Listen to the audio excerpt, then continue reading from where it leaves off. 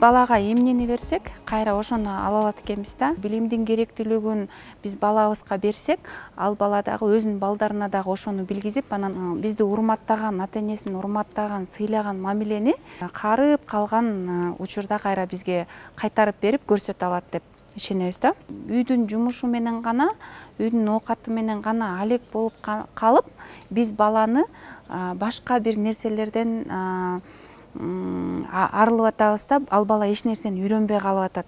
Ал ошол жумуш менен гана алек болуп калып атат да.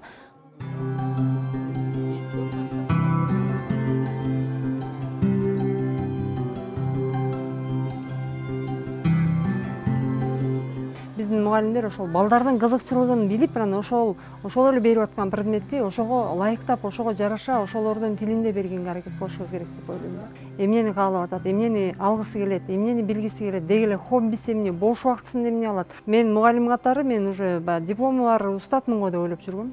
Көрсө мен деле көп жаңылышыктарым бар экен. Бала жазагысы келбесе дагы тапшырма бере беребиз, же доскага чыгарып беребиз, ушундай жагдайларыбыз бар да. Бирок антпешибиз керек экен. Каалап доскага чыгам десе доскага чыгарып иштетип, такыр эле мындай ички дүйнөсүнө киришибиз керек экен. Мен балдарга мындай жакшы мамиле жасайм.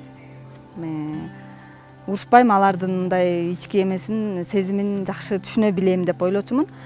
Бирок мен дагы ошонун баарын толук билчү эмес экенмин. Ошо устат шакирт темасын өткөндөн кийин мен жакшы түшүнө алдым. Конфликттер, ошол конфликтти кантип алдын алыш керек, кантип басыш керек.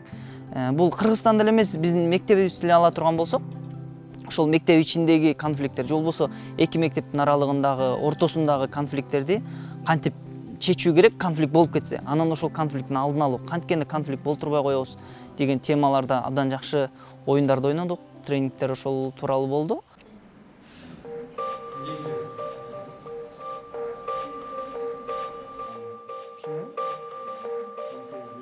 Биздин коомубузда, жашообузда, өзү жеке эле үй бүлөсүнүн ичинде деле ушундай сыр чатактар, чыңалуу боло берет, күндө боло турган нерсе.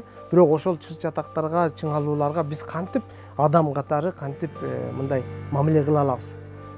Кантип ошол сыр чатак менен чыңалууну кантип өзүбүз колго алып, контролдоп, жөнгө салып, чтобы бизге зыян келтирбей турган кылабыз деген уюм да. Негизги миссиясы. Inshallah, someday. Inshallah, bir günü belki болот. I think it's possible to solve problems without violence. It's inevitable that people have differences. I mean, that's part of being alive, being human. It's how you deal with them that's important, and violence is not the answer.